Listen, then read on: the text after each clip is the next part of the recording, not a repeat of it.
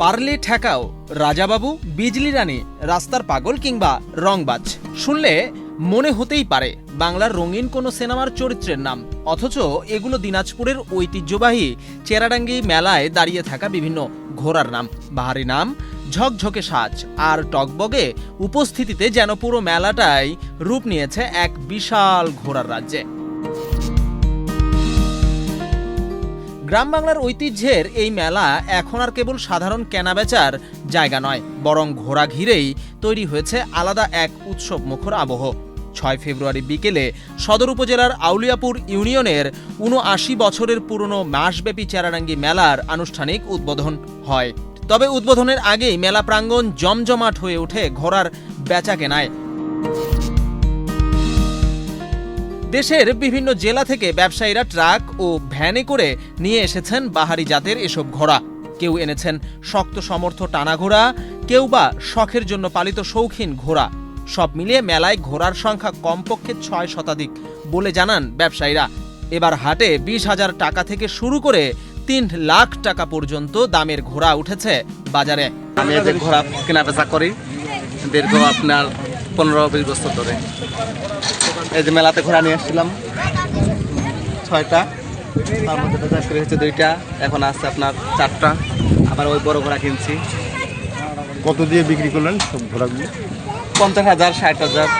এটা দাম বলতেছে ১.৫ লাখ, দিই নাই, ১,৭০,০০০ চাচ্ছি। আমরা 6টা ঘোড়া নিয়েছি, বর্তমান 4টা বিক্রি করেছি, 2টা কিনেছি। প্লাস এক একটা ঘোড়া আমি ৩৫,০০০, ৪০,০০০, ৪২,০০০ পর্যন্ত বিক্রি করেছি। 2টা মাল কিনে নিলাম ২৬,০০০, বাচ্চা মাল। একসময় এই মেলায় গরু মহিষের পাশাপাশি উট ও দুম্বারও দেখা মিলত। কালের প্রবাহে সেই দৃশ্য বদলে গেছে। এখন গরু মহিষের উপস্থিতি কমলেও ঘোড়ার ঐতিহ্য অটুট রয়েছে। অনেকের চোখে চেরাডাঙ্গি মেলা মানেই ঘোড়ার হাট। এই সাদা ঘোড়াটা এর নাম রাখছি আমরা সম্রাট। আমি দাম চাচ্ছি ১,২০,০০০, ৮০,০০০ পর্যন্ত এখানে করতেছি। আর এই ঘোড়াটা দেখতেছেন, এই ঘোড়াটা আমাদের ৯ মাসের গাভীন। এই ঘোড়াটা আমি দাম চাইছি ২৫,০০০, ১৮, ১৯ এরকম করে। ওই ঘোড়াটা দিয়ে আমরা গাড়ি বই, ওই ঘোড়াটা গাড়ির জন্য পারফেক্ট। ওই ঘোড়াটা এখন দাম করতেছে ৫০।